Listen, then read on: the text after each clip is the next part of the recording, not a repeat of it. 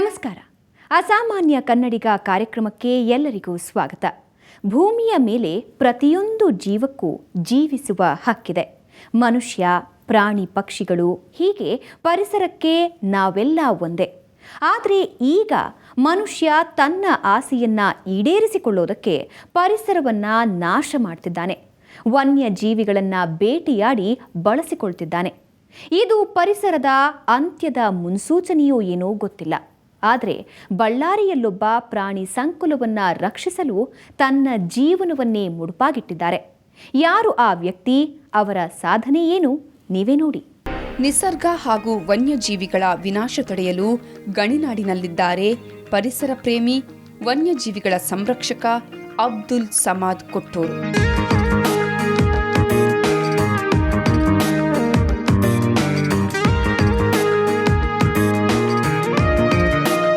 ಇವರು ಮೂಲತಃ ಬಳ್ಳಾರಿ ಜಿಲ್ಲೆಯವರು.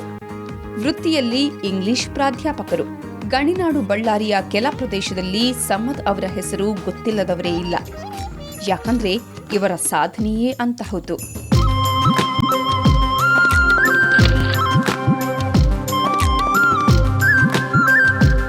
ಆದರೆ ವನ್ಯಜೀವಿಗಳು ಸಹ ನಮ್ಮ ಹಾಗೆ ಈ ಭೂಮಿ ಮೇಲೆ ಬದುಕಲಿಕ್ಕೆ ಸಮಾನವಾದಂತಹ ಹಕ್ಕನ್ನು ಹೊಂದಿದರೂ ಸಹ ಅವುಗಳಿಗೆ ತಮ್ಮದೇ ಆದಂತಹ ನೆಲೆ ಶಾಶ್ವತವಾಗಿ ಸಿಗ್ತಾ ಇಲ್ಲ.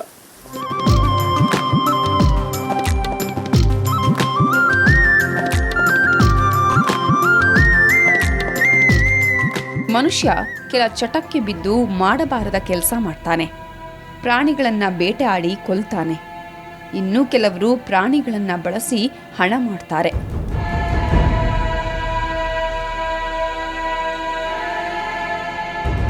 ಇವುಗಳನ್ನು ತಡೆಯಲು ಪ್ರಾಣಿ ಸಂಕುಲವನ್ನ ರಕ್ಷಿಸುವ ಸಲುವಾಗಿ ಸಮದ್ರವರು ತಮ್ಮ ಜೀವನವನ್ನೇ ಮುಡುಪಾಗಿಟ್ಟಿದ್ದಾರೆ.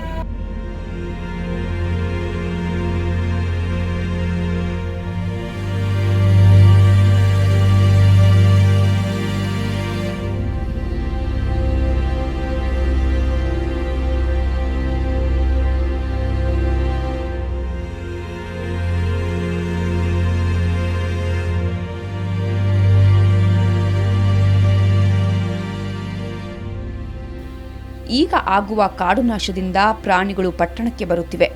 ಪಕ್ಷಿಗಳು ಬೇರೆ ಕಡೆ ವಲಸೆ ಹೋಗ್ತಿವೆ. ಇದಕ್ಕೆ ಕಾರಣ ಮನುಷ್ಯ ಜೀವನ ಶೈಲಿಗೆ ತಕ್ಕಂತೆ ಪ್ರದೇಶವನ್ನ ಬದಲಾಯಿಸ್ತಾ ಹೋಗ್ತಿದ್ದಾನೆ. ಇದರಿಂದ ವನ್ಯಜೀವಿಗಳು ಕಣ್ಮರೆಯಾಗ್ತಿವೆ. ಇದನ್ನ ತಡೆದು ಪ್ರಾಣಿ ಸಂಕುಲವನ್ನ ರಕ್ಷಿಸುವ ಇವರ ಕಾಯಕ ಶ್ಲಾಘನೀಯ. ಅಸಾಮಾನ್ಯ ಕನ್ನಡಿಗ ಪ್ರಶಸ್ತಿಗೆ ಆಯ್ಕೆಯಾಗಿರುವ ಎಲ್ಲ ಸಾಧಕರಿಗೆ ನಮ್ಮ ಅಭಿನಂದನೆಗಳು ಹಾಗೂ ಹಾರ್ದಿಕ ಶುಭಾಶಯಗಳು.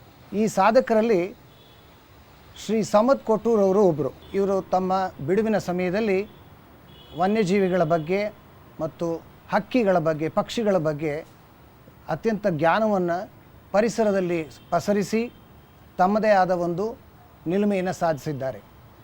ಇವರು ಸರ್ಕಾರದ ಜೊತೆ ಹೆಗಲು ಕೊಟ್ಟು ಸಂರಕ್ಷಣಾ ವ್ಯವಸ್ಥೆಯನ್ನು ಕೂಡ ಕೆಲವು ಜಾಗಗಳಲ್ಲಿ ಮಾಡಿದ್ದಾರೆ. ಅದರಲ್ಲಿ ಮುಖ್ಯವಾಗಿ ದರೋಜಿ ಕರಡಿಧಾಮ ಒಂದು.